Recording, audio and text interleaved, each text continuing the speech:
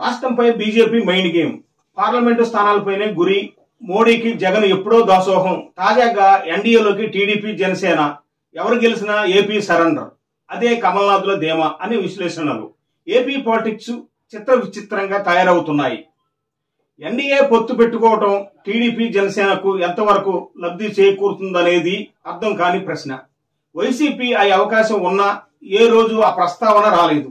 దీని వెనుక YCP mind game ఏంటి అనేది ఇప్పుడు చర్చాంశమైంది. బీజేపీ మాత్రం 400 అంటూ రాత్రి వైసీపీతో, పగలు టీడీపీ, జనసేనలతో కాపురం చేస్తుందనే విమర్శలు ప్రజలకు వినిపించటం చర్చనీయాంశంగా మారింది. కేవలం ఒక్క సీటు కూడా గెలవలేని బీజేపీతో టీడీపీ, జనసేన ఎన్డీఏలో చేరటం, ఆ తర్వాత ప్రజలకు ఏ పరిస్థితుల్లో చేరాల్సి వచ్చిందని వివరించుకోవడం ఒక సవాలుగా మారింది.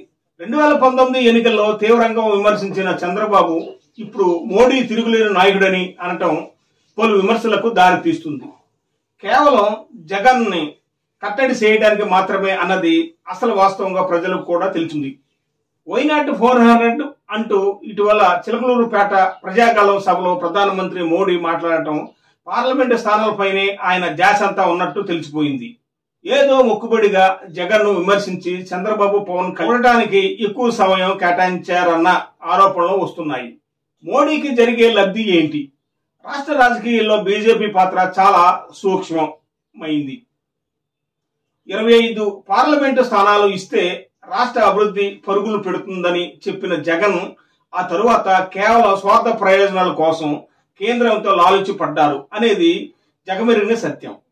అంతేగాక ఆర్థికంగా రాష్ట్రం వెనకబడి పోవటం, రాష్ట్ర రాజకీయ కక్షలతో కేసుల నుంచి బయటపడేందుకు కేంద్రం సహకారం కావాల్సి రావటం బీజేపీకి బాగా కలిసి వచ్చింది.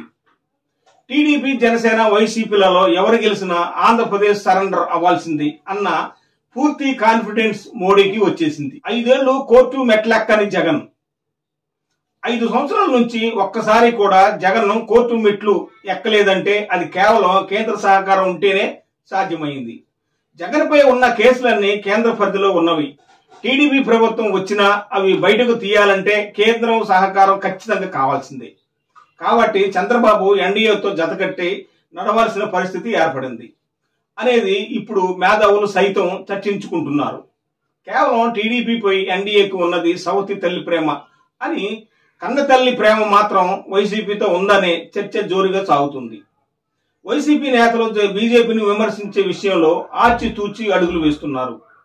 నరసాపురం టికెట్ రాకపోవడంపై ఎంపీ రఘురామకృష్ణరాజు నేరుగా జగనన్నను ఉద్దేశించి కామెంట్లు చేశారు. బీజేపీ పెద్దలతో సీఎం జగన్ టచ్ లో ఉండి తనకు టికెట్ రాకుండా చేయడంలో విజయం సాధించారని విమర్శించారు. ఈ విమర్శలపై అనేక అనుమానాలు తలెత్తుతున్నాయి. వైసీపీ ఉచ్చులో టీడీపీ, జనసేన చిక్కుకున్నాయా అన్న సందేహాలు ఇప్పుడు రాజకీయ విశ్లేషకులు వెళ్లబుచ్చుతున్నారు. ఇది ఆంధ్రప్రదేశ్ బీజేపీ, జనసేన, టీడీపీ మరియు వైఎస్ఆర్సీపీ పార్టీలు ఆడుతున్న మైండ్ గేమ్. ఇది ఈనాటి వీడియో.